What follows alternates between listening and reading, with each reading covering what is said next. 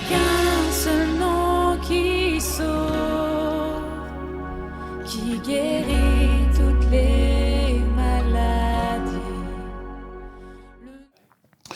Amis des ondes, bonjour, bonsoir. Bienvenue à la voix de 8 heures. Mon nom est Pasteur Michel Faustin. C'est toujours pour nous un plaisir d'être avec vous aujourd'hui pour partager la parole de Dieu. Je remercie mon frère, Pasteur Lionel Jean-Denis, qui m'a invité aujourd'hui pour participer à cette émission. Le texte qu'on va regarder ensemble se trouve dans le psaume 34, le verset 19. Le malheur atteint souvent le juste, mais l'Éternel l'en délivre toujours. Je vais regarder avec vous l'arrière-plan de ce texte. Le psaume 34 est écrit par David dans une circonstance particulière de sa vie, et cela est raconté dans 1 Samuel chapitre 21, verset 10 à 15. Obligé de quitter la Judée à cause des persécutions de Saül, David s'était réfugié à Gath, dans le pays des Philistins. Mais là, se trouvant menacé de nouveaux dangers de la part de ses anciens ennemis, anciens ennemis du peuple d'Israël, alors il faisait semblant d'être fou, c'est-à-dire il contrefit l'insensé et parvint ainsi à désarmer la défiance du roi Abimelech, qui le laissa partir sans lui avoir fait aucun mal.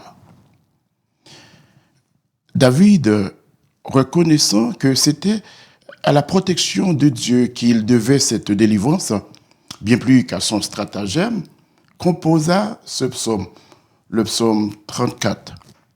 Et c'est dans ce beau psaume que nous trouvons, n'est-ce pas, notre texte. Le malheur atteint souvent le juste, mais l'Éternel l'en délivre toujours.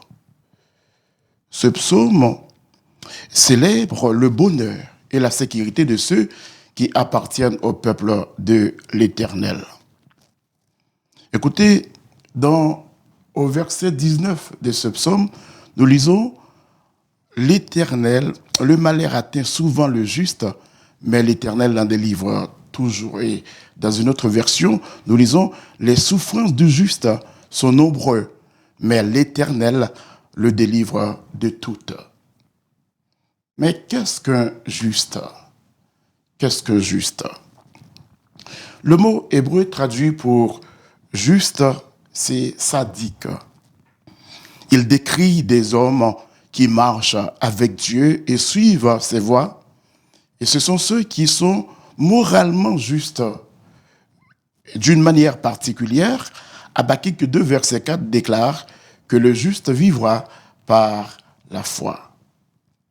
Donc apparemment, l'homme juste est une bonne personne. C'est un serviteur de Dieu. C'est quelqu'un qui marche avec Dieu. C'est une personne qui a une bonne morale. Pourquoi le malheur atteint-il souvent le juste? Ce juste, n'est-ce pas, qui est considéré comme un serviteur de Dieu, quelqu'un qui marche avec Dieu. Écoutez, on va se poser deux questions. Par rapport à ce texte, on va se poser deux questions. La première de ces deux questions, c'est pourquoi le malheur atteint-il souvent le juste? Pourquoi le malheur atteint-il souvent le juste? Nous avons dit, n'est-ce pas, que le juste est quelqu'un qui marche avec Dieu. Donc Calvin dit, si les justes étaient exempts de toute affliction, trois choses leur arriveraient. On va regarder ces trois choses avec vous. Calvin a dit, si les justes étaient exempts de toute affliction, trois choses leur arriveraient.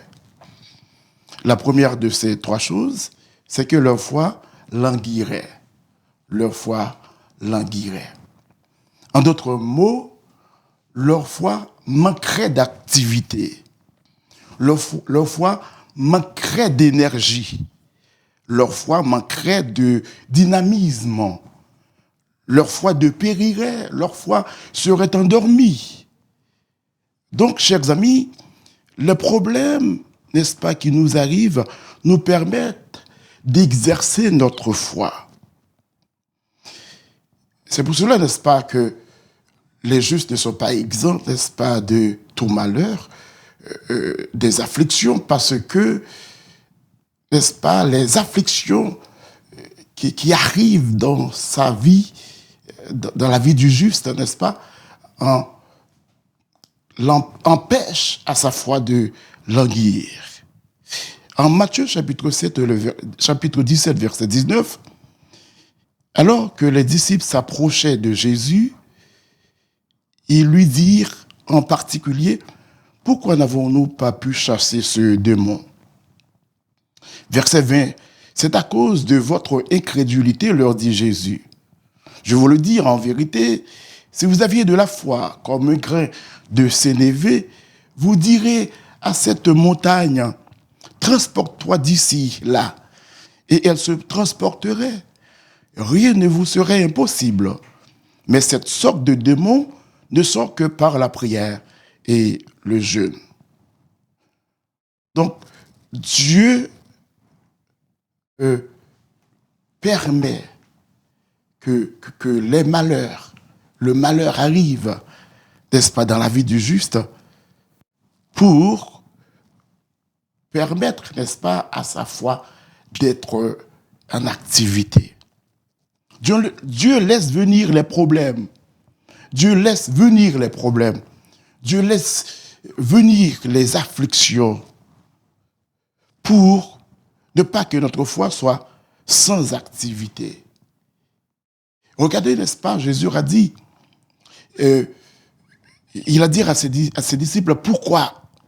Il a dit, à cause de votre foi, c'est à cause de votre foi que vous ne pouvez pas, que c'est à cause de votre incrédulité plutôt, que vous ne pouvez pas chasser ce démon.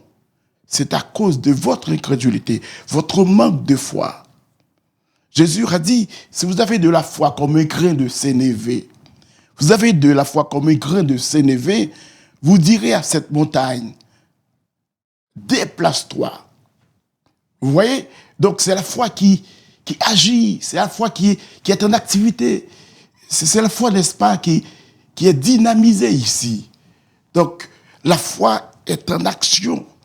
Vous direz à cette montagne de problèmes, montagne de difficultés, de se déplacer, eh bien, cette montagne obéirait.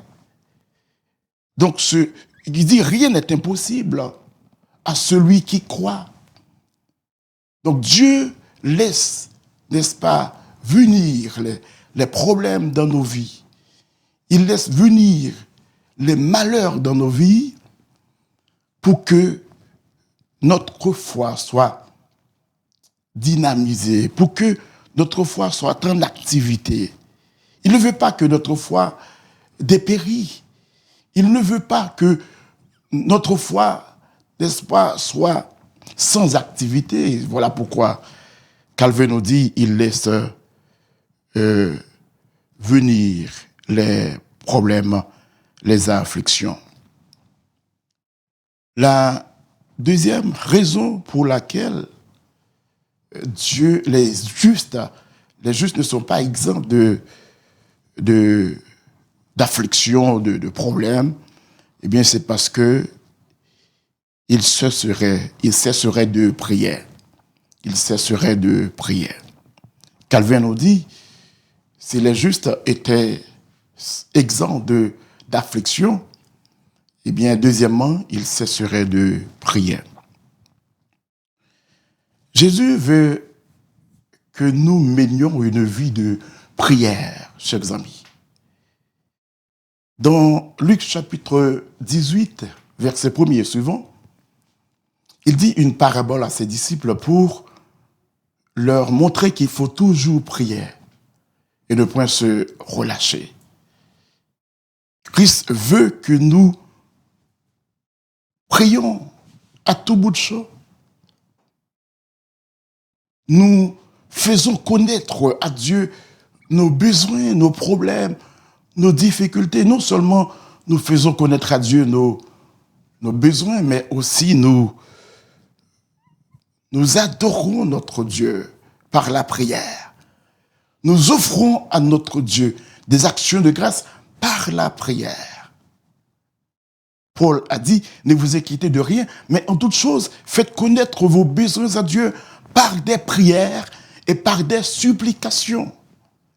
Dieu veut, chers amis, que nous soyons toujours en prière. Écoutez, pour certaines personnes, quand il n'y a pas de raison de prier, elles ne prient pas. Bien, le juste n'a pas besoin d'avoir une raison pour prier, parce qu'il marche avec Dieu. Il marche par la foi avec Dieu. Mais en marchant avec Dieu, on doit converser avec Dieu. Amos nous dit, deux hommes marchent-ils ensemble sans s'être concertés? Et puisqu'on marche avec Dieu, on doit dialoguer avec Dieu, on doit prier notre Dieu, on doit, n'est-ce pas, échanger avec notre Dieu qui est là, qui marche avec nous.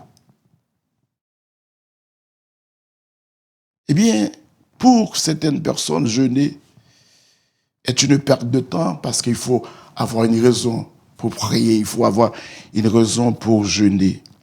Jésus a dit, dans Matthieu chapitre 26, Jésus a dit à ses disciples, quand il était en agonie avant, bien sûr, sa mort, il a dit à ses disciples, il faut toujours prier pour ne pas tomber en tentation. Non seulement nous prions toujours sans se relâcher pour faire connaître à Dieu nos besoins, mais aussi quand on est en prière, quand nous sommes en train de prier, quand nous menons une vie de prière, eh bien, ça nous évite de tomber dans la tentation, nous dit Jésus. Chers amis, Dieu laisse venir les problèmes pour que nous ne cessions pas de prier. Dieu laisse, n'est-ce pas, les afflictions venir dans notre existence pour que nous ne cessions pas de prier. Parce qu'il y a des gens, quand ils n'ont pas de problème, ils ne prient pas. Certaines personnes ne prient pas quand elles n'ont pas de problème. Eh bien, Dieu veut que nous ne cessions pas de prier. Et voilà pourquoi il laisse venir les problèmes. Voilà pourquoi les justes ne sont pas exempts d'affliction. La troisième raison que Calvin nous donne pour, n'est-ce pas, donne pour que la foi, pour que les justes, n'est-ce pas, puissent continuer, bien sûr, à servir Dieu, qui montre que les justes ne sont pas exempts d'affliction. La troisième chose, c'est que leur piété demeurerait cachée et ensevelie.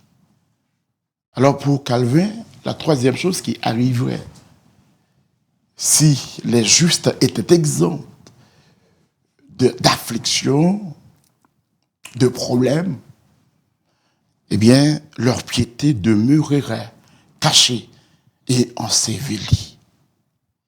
La piété, chers amis, c'est le fait d'honorer Dieu de toute son âme et le démontrer par deux gestes concrets.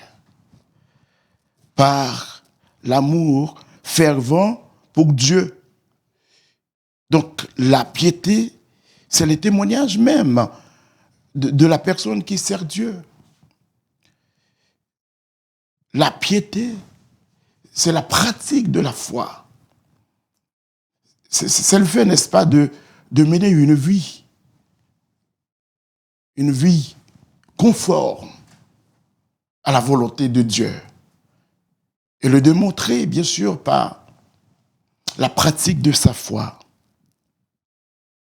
Ce que Calvin veut dire ici, c'est que quand on n'a pas d'affliction, quand on n'a pas de problème, on serait porté, bien sûr, à négliger notre piété. on serait porté à négliger notre vie spirituelle.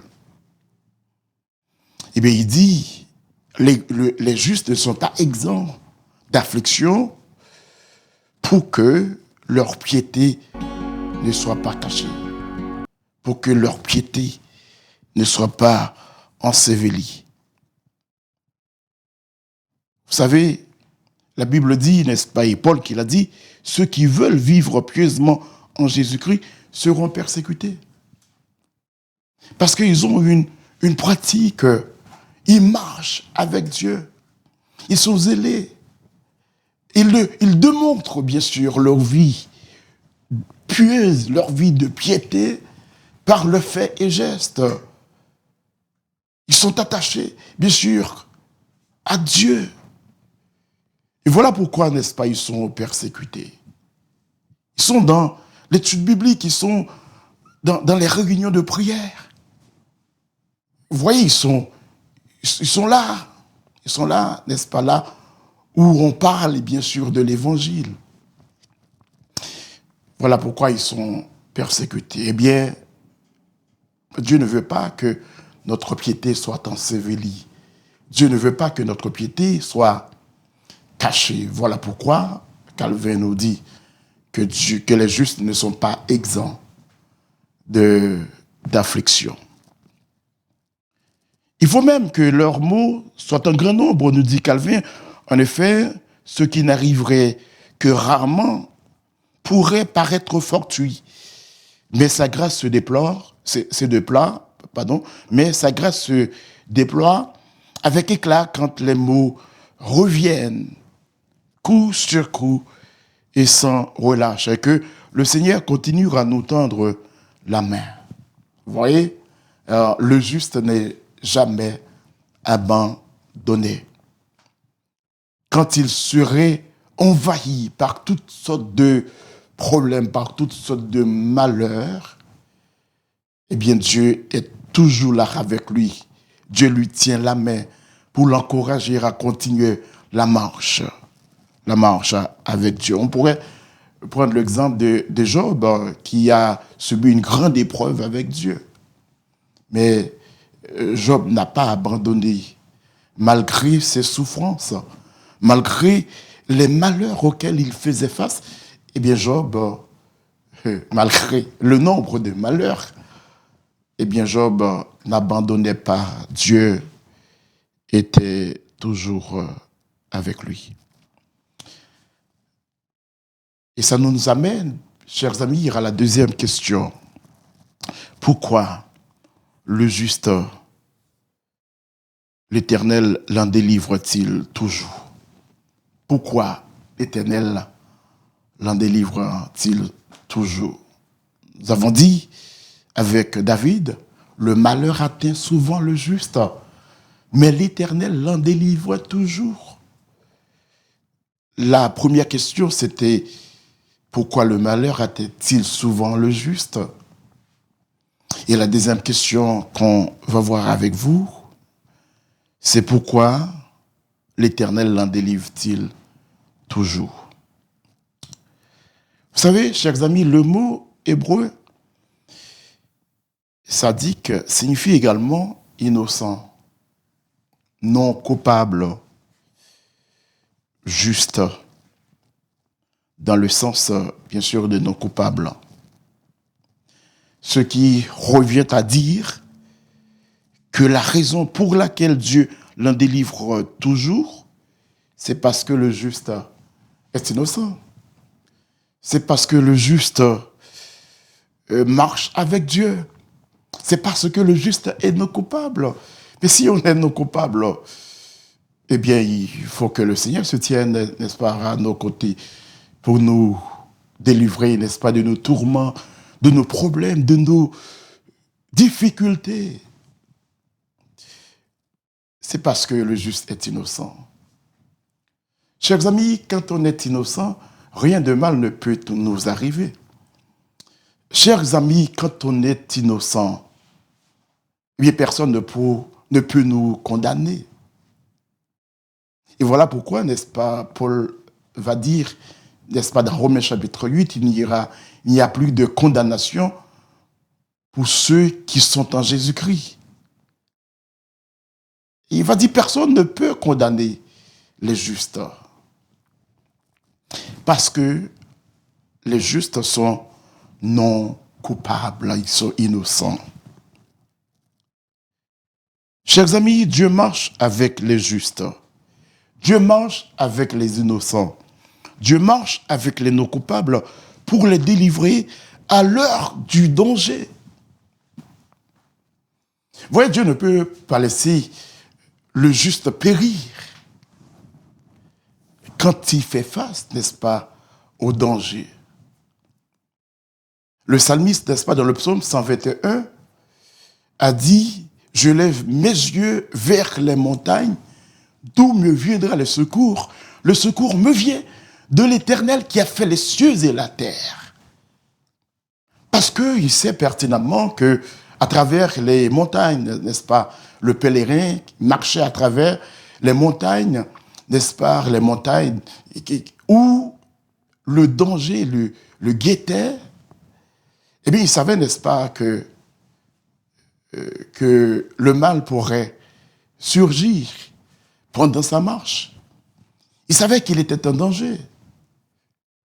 Mais il était confiant. Il a dit, eh bien, il savait que le secours viendrait de l'Éternel. Donc, le juste est sans crainte dans sa marche avec Dieu parce qu'il est justifié, parce qu'il est non coupable, parce qu'il conjugue, n'est-ce pas, ses efforts pour être conséquent dans sa marche avec Dieu. Il fait de son mieux. Eh bien, dans sa marche avec Dieu, le juste est toujours délivré à l'heure du danger. Écoutez, dans le psaume 23, David a dit, « Quand je marche dans la vallée de l'ombre de la mort, je ne crains aucun mal, car tu es avec moi. » David sait pertinemment que Dieu marche avec lui en tant que juste. Il sait que Dieu est partout avec lui. Lorsqu'il est dans la plaine, Dieu est là. Lorsqu'il est sur la montagne, Dieu est là. Et quand il est également dans la vallée, Dieu est là. Chers amis, j'aimerais vous dire aujourd'hui que Dieu est avec vous partout où vous êtes. Il est avec vous dans les bons comme dans les mauvais jours. Il est avec vous dans la plaine comme dans la vallée. Lorsque vous traversez la vallée d'ombre mortelle, Dieu est là pour vous secourir. Dieu est là pour vous délivrer de tout danger éventuel. Et c'est ce qu'exprime David dans le psaume 23. Dieu est toujours là, chers amis, avec nous. Et d'ailleurs, Jésus a dit à ses disciples dans Matthieu chapitre 28, « Voici, je suis avec vous tous les jours jusqu'à la fin des temps. » Il voulait rassurer à ses disciples, n'est-ce pas, de sa présence. Écoutez, David a dit, « Je suis sans crainte quand je marche dans la vallée de danger, vallée de péripéties, vallée de raz-de-marée, vallée de problèmes, vallée d'affliction, vallée de souffrance. Je ne crains aucun mal parce que Dieu est avec moi. » C'est comme si David pourrait dire, même quand je serai dans le coma, je n'aurai aucune crainte parce que Dieu est là. Dieu est avec moi. Chers amis, dans le psaume 34, David a dit un peu plus loin, « Les yeux de l'Éternel sont sur les justes et ses oreilles sont attentives à leurs cris. » Ses oreilles sont attentives à leurs cris. Les yeux de l'Éternel sont sur les justes. Dieu regarde les justes attentivement. Dieu les observe parce qu'il marche avec Dieu, bien entendu. Parce qu'il marche avec Dieu, Eh bien, les yeux de l'Éternel sont sur les justes. Ses oreilles sont attentives à leurs cris. David a dit au verset 7, « Quand un malheureux crie, l'Éternel entend et il le sauve de toutes ses détresses. » Quand un juste crie, nous dit David, l'Éternel entend parce qu'il est attentif. Ses oreilles sont attentives au cri du juste.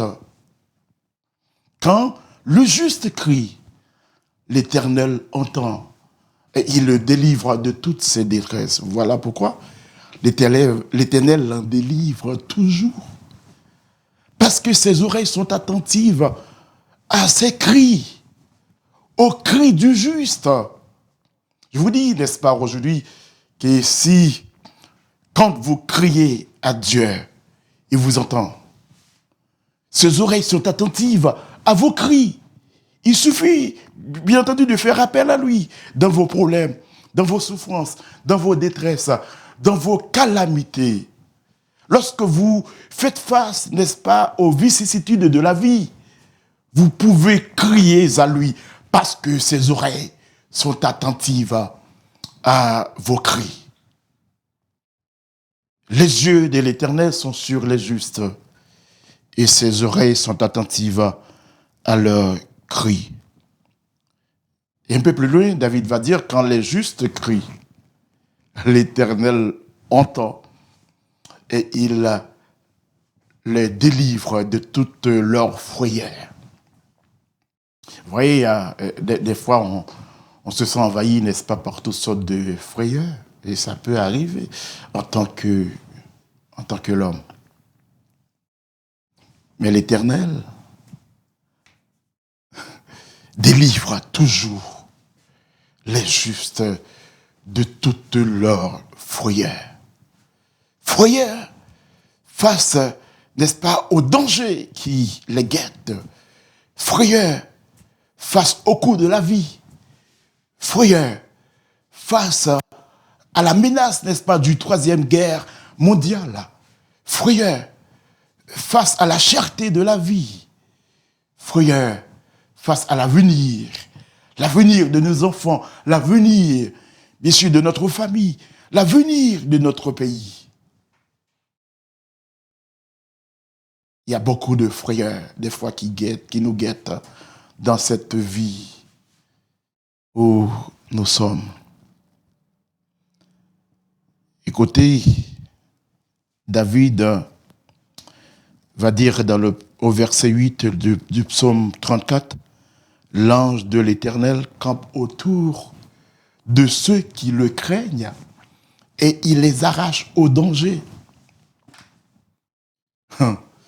Dieu a délivré David du danger, d'un danger certain. Dieu a délivré David, n'est-ce pas, de la mort, d'une mort certaine dans la cour d'Abimelech. Il l'exprime dans ce texte, dans ce psaume. Il le dit par expérience. L'ange de l'Éternel campe autour de ceux qui le craignent et il les arrache au danger. Ici, certains commentateurs, n'est-ce pas, parlent de plusieurs anges. Il n'est pas question de plusieurs anges ici, mais il est question de l'ange de l'Éternel, ce qui est mentionné également dans l'Ancien Testament. L'ange de l'Éternel ici ne se réfère pas à plusieurs anges. C'est un ange, mais c'est l'ange de l'Éternel. L'ange de l'Éternel, ici, c'est Jésus lui-même. Parce qu'un ange ne peut pas camper autour de nous. Un ange peut camper devant, un ange peut camper en arrière, un ange peut camper, n'est-ce pas, à gauche ou à droite, mais un ange ne peut pas camper autour de nous. Donc ici, David fait référence à l'Éternel lui-même, à Jésus lui-même, à Dieu lui-même. Et l'ange de l'Éternel, c'est Jésus lui-même ici, c'est Jésus. L'ange de l'Éternel campe autour de ceux qui le craignent et il les arrache au danger. Le juste, c'est celui qui craint Dieu. Le juste craint Dieu dans sa marche. Il est innocent, il est non coupable, il a été justifié par la foi, par Dieu lui-même. Eh bien, le juste, écoutez, il craint Dieu par sa crainte. Eh bien, l'ange de Dieu, à cause de sa crainte, l'ange de Dieu campe autour de lui pour lui délivrer. Pourquoi l'Éternel l'en délivre toujours? Eh bien, parce que le juste craint Dieu. Il craint Dieu. Et Dieu envoie son ange pour le délivrer du danger. Vous savez, chers amis, là, nous fait face à quelques problèmes. C'est pas un ange, bon Dieu, vous entendez, mais c'est Jésus descend même pour délivrer nous. Dans certains de nos problèmes, lorsque nous faisons face à certains problèmes, à certaines difficultés, ce n'est pas un ange que Dieu envoie. C'est Dieu lui-même qui descend. C'est Dieu lui-même qui vient à notre secours. C'est Dieu lui-même qui vient pour nous arracher du danger. C'est Dieu lui-même qui vient et se tient autour de nous pour nous protéger, pour nous délivrer, pour nous arracher du danger. L'ange de l'Éternel campe autour de ceux qui le craignent, et il les arrache au danger. Chers amis, je voulais vous dire aujourd'hui, n'est-ce pas, que si vous êtes injuste et que vous marchez avec Dieu, Dieu sera toujours là pour vous délivrer du danger. Il sera toujours là. Il sera toujours à vos côtés. Il se tiendra toujours autour de vous. Lorsque votre vie est menacée, menacée par la maladie, menacée par la douleur, menacée par un mal incurable quelconque, menacée par le cancer, par exemple, menacée, n'est-ce pas, par toutes sortes de maladies incurables, ou même menacés par vos ennemis, par les complots, etc., eh bien, Dieu sera toujours là pour camper autour de vous et vous arracher au danger. L'ange de l'Éternel campe autour de ceux qui le craignent et il les arrache au danger. Voilà pourquoi l'Éternel en délivre toujours. Parce que il craint Dieu. Il marche avec Dieu. Il marche fidèlement avec Dieu. Il est innocent. Il est juste. Il est non coupable. Eh bien, Dieu sera toujours là pour vous délivrer du malheur, du danger. Chers amis, quelqu'un a dit, la sécurité avec Dieu n'est pas l'absence du danger, mais la présence de Dieu dans le danger. Ce n'est pas parce qu'on marche avec Dieu qu'on ne fera pas face au danger. Ce n'est pas parce qu'on marche avec Dieu que le danger ne sera pas là. Ce n'est pas parce qu'on marche avec Dieu qu'on sera exempt de toute affliction, de tout malheur, de tout danger. Eh bien, c'est parce que Dieu est là, avec nous. La sécurité avec Dieu n'est pas l'absence du danger. Le danger sera toujours là, mais Dieu sera toujours là pour nous en délivrer. Le danger sera toujours là. C'est pourquoi des fois nous disons qu'on n'accepte pas Jésus comme son sauveur personnel pour ne pas tomber malade. On n'accepte pas Jésus pour notre sauveur personnel pour ne pas mourir, par exemple. On accepte Jésus pour notre sauveur personnel pour qu'il nous sauve de la mort éternelle. On accepte Jésus pour son sauveur personnel pour nous délivrer du péché, pour nous sauver du danger de la mort. Nous acceptons Jésus pour notre sauveur personnel, pour qu'il puisse nous délivrer du péché en nous justifiant par la foi. Chers amis, la sécurité avec Dieu n'est pas l'absence du danger, mais la présence de Dieu dans le danger. En terminant, nous avons dit avec David que le malheur atteint souvent le juste, mais l'Éternel l'en délivre toujours. On a vu que la première question qu'on s'est posée, c'est que pourquoi le malheur atteint-il souvent le juste? On a dit avec Calvin que si le juste ou si les justes étaient exempts d'affliction, eh bien, trois choses leur arriveraient. La première de ces choses, c'est que leur foi languirait. C'est-à-dire, leur foi manquerait d'activité. Leur foi manquerait d'énergie. Leur foi manquerait de dynamisme. Leur foi dépérirait. Leur foi serait endormie. Vous voyez? Donc, si vous manquez d'activité, eh bien, votre foi sera endormie. Votre foi sera de périra. La deuxième chose qui arriverait, nous dit Calvin, c'est que les justes cesseraient de prier. Et Dieu ne veut pas que nous cessions de prier. En tant que justes, nous devons mener une vie de prière. Nous prions matin, midi et soir. Et nous prions constamment. Christ dit, il faut toujours prier et ne pas se relâcher. Le juste doit mener une vie de prière. On fait sa prière personnelle. On peut prier en famille. Et on doit prier également en assemblée.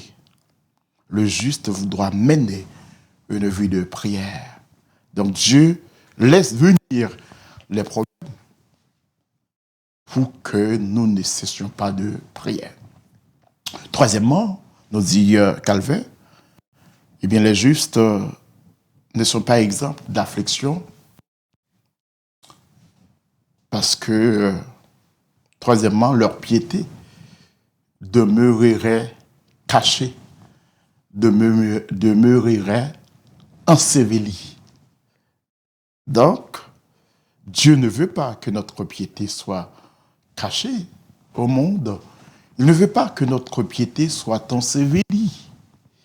Et voilà pourquoi il laisse venir les problèmes, les afflictions dans la vie du juste. Il faut comprendre cela.